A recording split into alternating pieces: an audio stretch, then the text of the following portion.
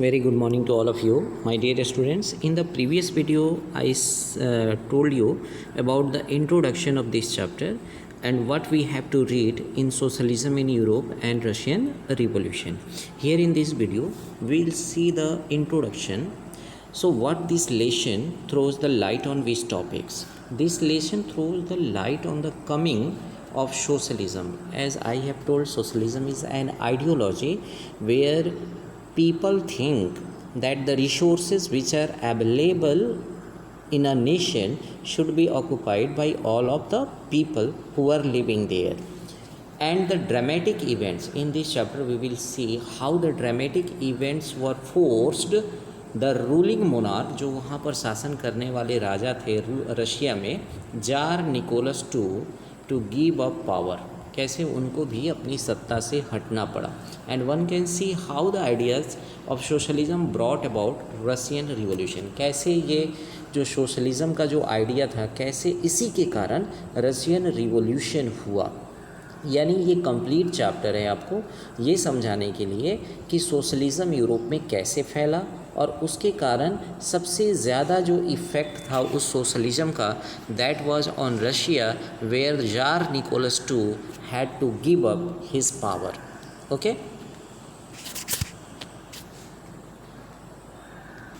so as we know that during the French Revolution, society was divided into three estates: first estate, second estate and third of estate, and where third estate had to pay all those taxes, so that fell discontentment among the third estate people, that causes French Revolution.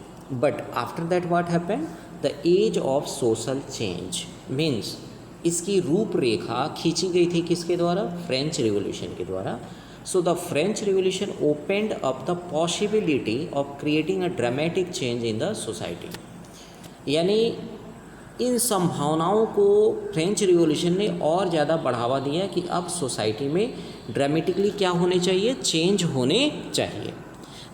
जैसे कि उस समय first state, second state and third state के लोग हुआ करते थे, उसी तरह now the ideology of people were divided and on the basis of their ideology they were termed as conservatives, liberals and that of the radicals. Conservatives, liberals and that of the radicals, यानी these were the ideology. अब इसमें हम ये देखेंगे कि conservatives जो थे उनके क्या आइडियाज़ थे, वो क्या चाहते थे, व्हाट दे डिज़र्व्ड. लिबरल्स कौन थे और उनका क्या आइडिया था, क्या वो चेंजिंग्स को मानना चाहते थे या नहीं, क्या वो चाहते थे कि सोशलिज्म आना चाहिए. रेडिकल्स कौन थे, वो क्या चाहते थे, इन सब के बारे में हम देखेंगे. तो society was divided into three ideology: conservatives, liberals and that of the radicals. So let's see who were the liberals. पहले हम देखते हैं कि लिबरल्स थे कौन. As liberals, I have told you that this was an ideology. Liberals का ideology अलग था, कंजर्वेटिव्स का आइडियोलॉजी अलग था और रेडिकल्स का आइडियोलॉजी अलग था. And liberals wanted a nation which tolerated all religions, यानी लिबरल्स एक ऐसे नेशन को चाहते थे where all religions could live with unity, जहाँ सभी धर्म के लोग एक साथ रह सकें. And they were against the uncontrolled powers of dynastic rulers. वो इस बात के फेवर में नहीं थे कि total power should be conserved in the hands of monarchs. वो चाहते थे कि ये पावर क्या होना चाहिए? डिस्ट्रीब्यूट होना चाहिए. और इसके वो खिलाफ थे uncontrolled, limitless powers were there in the hands of monarchy. लोग इसको नहीं चाहते थे. किसका आइडिया था ये? लिबरल्स का. And they wanted rights for individual. वो चाहते थे कि हर व्यक्ति को अपना क्या मिलना चाहिए? अधिकार मिलना चाहिए. So that's why they wanted rights for individuals. Okay, and what more ideas were there? They argued for an elected parliamentary government. Liberals इस बात के लिए बहस करते थे कि एक पार्लियामेंट्री गवर्नमेंट होनी चाहिए, subject to laws interpreted by well trained judiciary. यानी जो भी सिस्टम है, यानी लोगों के ऊपर जो लॉ बनने चाहिए, जो वहाँ पर शासन की पद्धति होनी चाहिए, उसके लिए वे एक वेल ट्रेंड जुडिशियरी की मांग कर रहे थे. और वे चाहते थे कि that was independent of rulers and officials. इस जुडिशियरी पर किसी भी ऑफिशियल्स का या रूलर्स का कोई भी दबाव न होना चाहिए. Judiciary must be independent all of these and decisions must be in the favour of the subject.